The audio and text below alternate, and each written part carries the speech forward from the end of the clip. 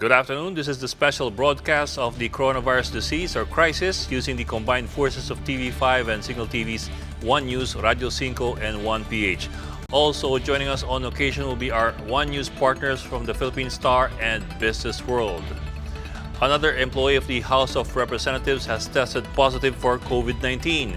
The new case also works at the lower chambers printing service, the very same office that employed the first House staff who died of the virus, according to House officials.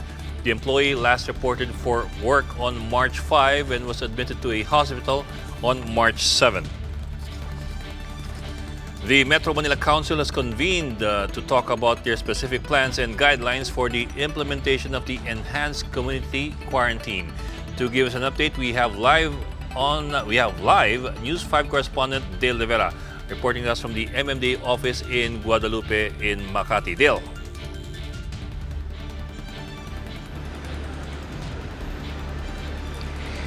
And on the first day of the implementation of the enhanced community quarantine, the Metro Manila Council has convened and met with several members of the interagency task force, including Health Secretary Duque, Interior and Local Government Secretary Anyo, and Trade Secretary Ramon Lopez. While the IATF members have already left to attend to another meeting, the Metro Manila Council is still holding their meeting. But we have not seen Pasig Mayor Vico Soto in attendance. But earlier, during an interview with DILG Secretary Anyo, he said that the companies should provide transportation to their employees who will be working as a part of those essential jobs. But he said that the transportation be not sufficient, that's the only time that the government will consider other options. Another thing is that Marikina Mayor already said that they will be pushing through with their testing kits and their laboratories to check on the statuses of PUIs and PUMs. Ed? Well, Dale, it's interesting that you brought up the case of Pasig Mayor Vico Soto, kasi earlier si Mayor Vico Soto tweeted saying na papayagan pa rin ng Pasig City na bumiyahe yung mga tricycle despite the community quarantine. Anong sabi ni Secretary Anyo rito? Papayagan ba nila to o maghihigpit lalo sila?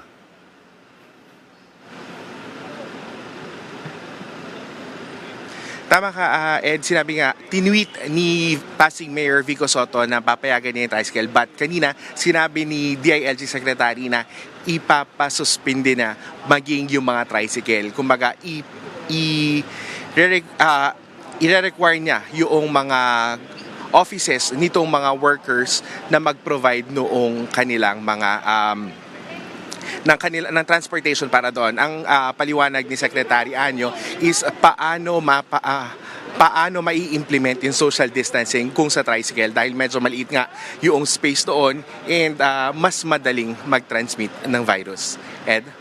Pero Del, mukhang naghihigpit lalo itong gobyerno doon sa quarantine, kasi sabi mo nga parang nagbabanta si Secretary Anyo doon sa mga employers na tatanggalan ng business permit yung mga employer kung saan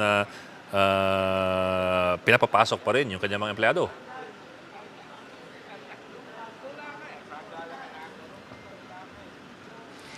Tama ka, Ed.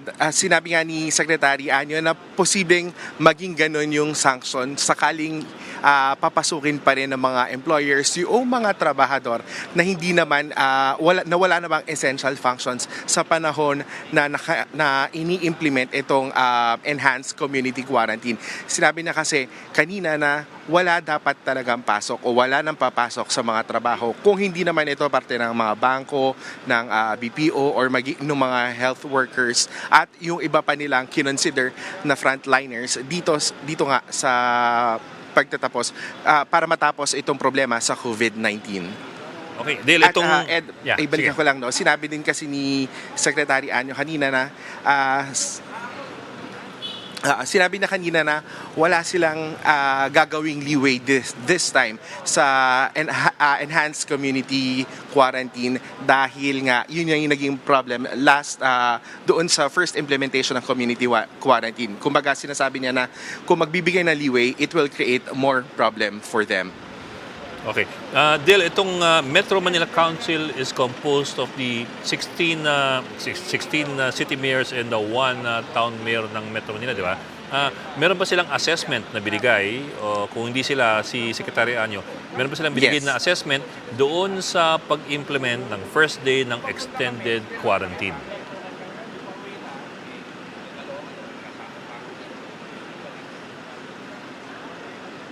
Tinanong natin yan kanina kay Secretary Duque pero kumbaga ongoing pa rin yung naging meeting. Ang naging resolution nung umalis itong mga members ng IATF, nagkaroon lang sila ng resolution para i-bring up sa IATF yung mga issue ng implementing guidelines para nga dito sa enhanced community quarantine. Sa ngayon, ang sinabi lang ng Marikina Mayor na inaayos pa rin yung mga questions. Kumbaga, marami silang ina-iron out para sa implementation nito. Maraming tanong yung mga mayor sa DILG at na kailangan iangat naman ng DILG sa IATF. Ed? Pero Dale, meron nung nakausap niyo yung mga member ng IATF, mukha bang sila ba ay happy doon sa pagpapatupad so far ng extended quarantine o mukhang hindi sila ganap na nasisiyan o kontento doon sa implementasyon?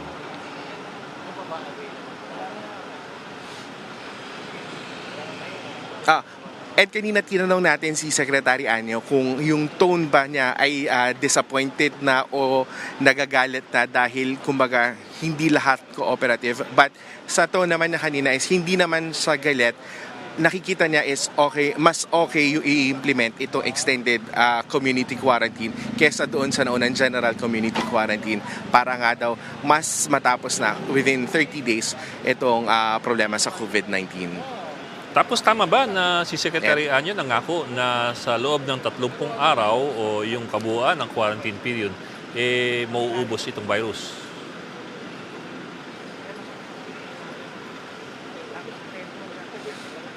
Sinabi niya yung kanina na within 30 days, mawawipe out itong virus. Pero meron siyang call sa mga LGU sa buong Luzon na makikooperate at manguna dito sa ECQ na pinapatupad para nga tuluyan ng matapos o ma-wipe out itong COVID-19. Ed? Okay, Dale. Pero huling tanong na lang, wala namang pagbabanta si Secretary Anyo dun sa mga member ng MMC o yung mga mayor kung hindi lang ganap na maipatupad ang quarantine sa kanilang mga lugar?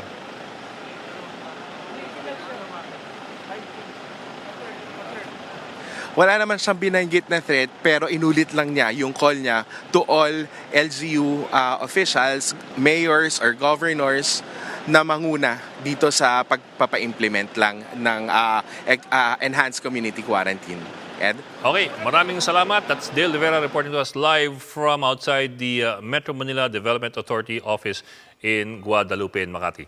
The local government of Cainta, Rizal, will provide food for its residents affected by the enhanced community quarantine.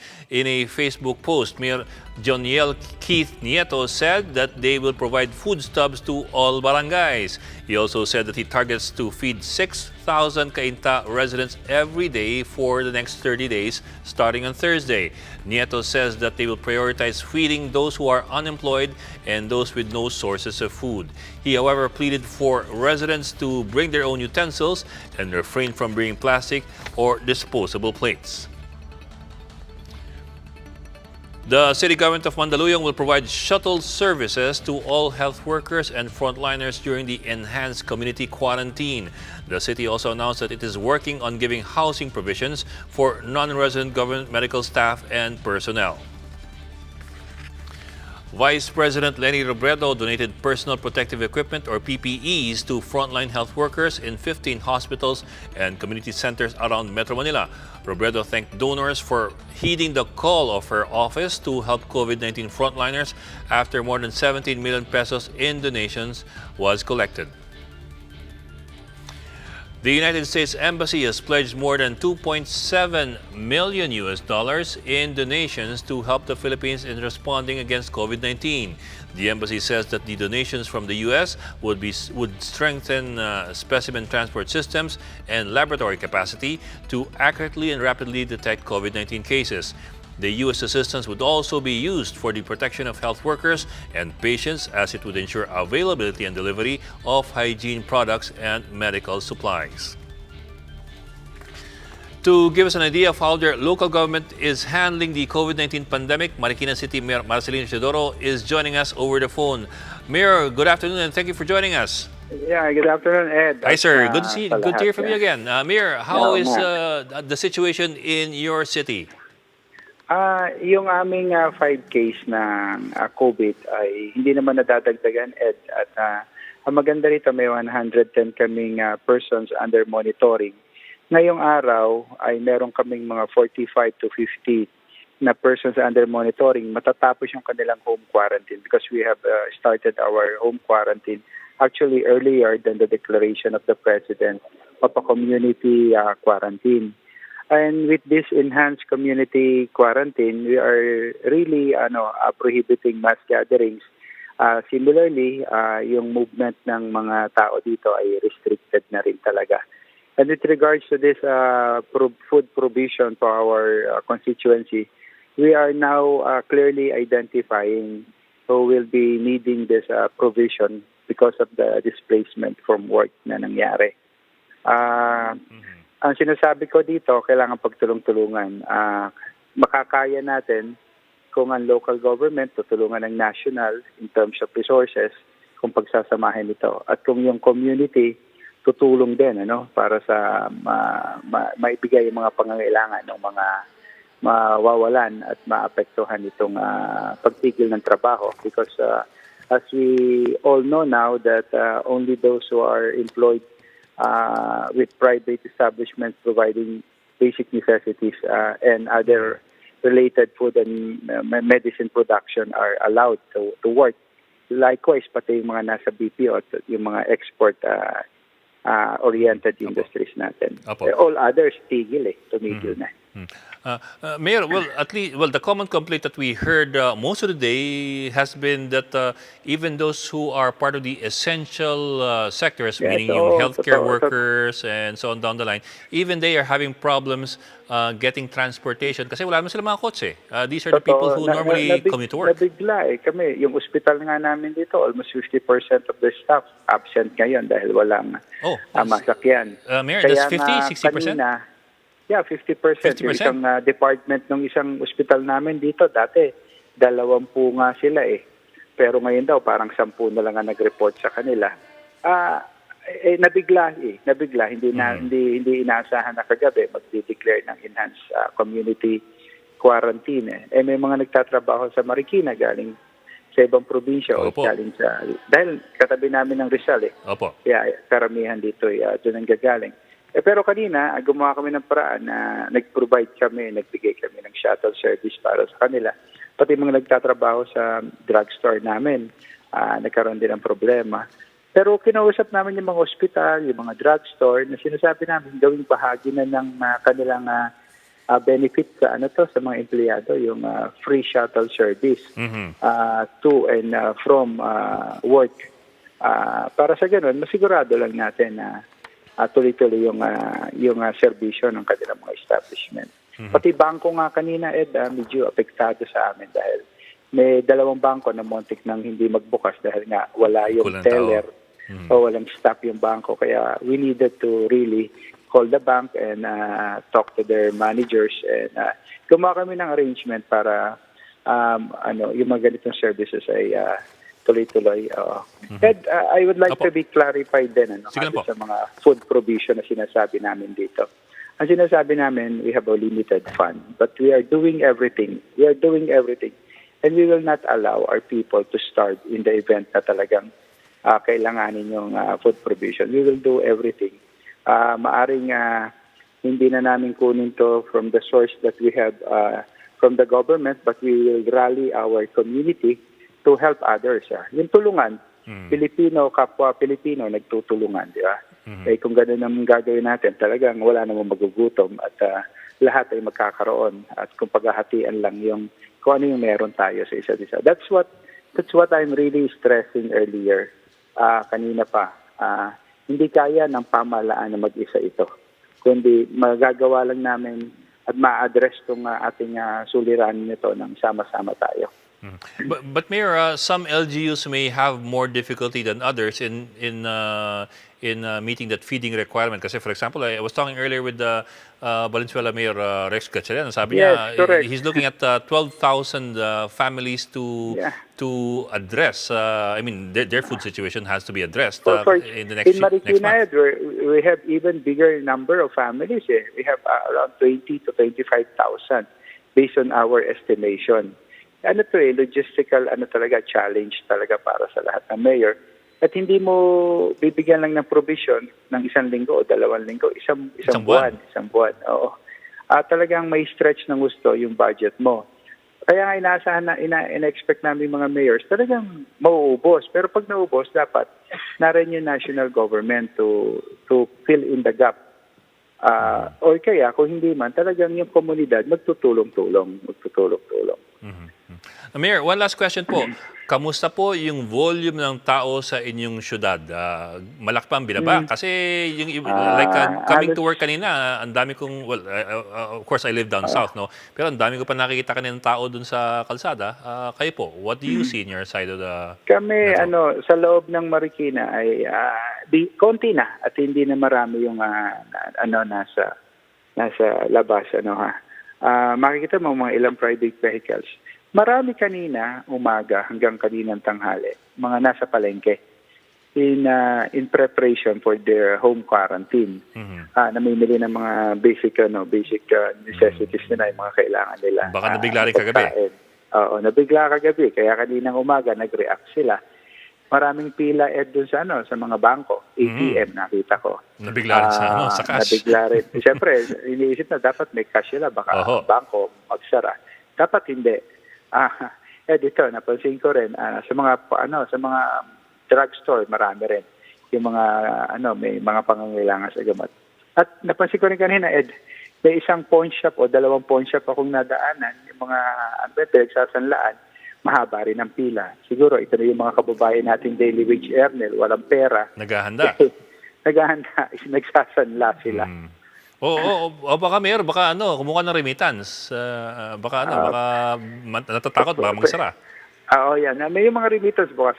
Nakita ko sa pawn shop yung nakasulat sa labas nung pinipilahan nila. Pero baka nga remittance yung kinukuha nila. Kasi di ba may pera pa talaga yung mga yan eh. Oo. Well, Mayor, good luck po sa inyo. We're hoping for the best for everybody, but we're of course preparing for the worst. Tulong-tulong lang talaga at sama-sama tayo rito. At ito lang, social distancing, saka yung ganitong yung hindi, walang large, big assembly o mass assembly. Tingin ko makakatulong talaga ito para maiwasan yung transmission. Ang attack rate at ang reproduction rate, 1:3 eh. Ang bigat.